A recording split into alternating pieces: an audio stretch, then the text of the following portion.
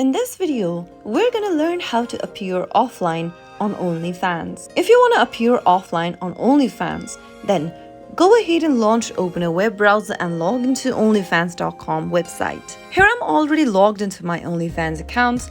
After you are from the main homepage, tap on your profile picture at the bottom right hand corner, which will open up an expanded menu. As soon as the expanded menu pops up, tap on your name at the top of the screen. Now, on the next page, right next to your username, you'll be able to see an available drop-down. Simply tap on it and you'll be able to see a pop-up. Tap on Invisible in order to appear offline on OnlyFans. Once you choose this invisible option, you can now go back by tapping the back button at the top left, and that is how you should be able to appear offline on OnlyFans. If you found the video to be helpful, go ahead and give us a thumbs up. Don't forget to subscribe to the channel by hitting the subscribe button.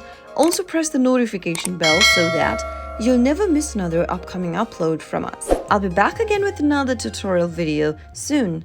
Goodbye till then.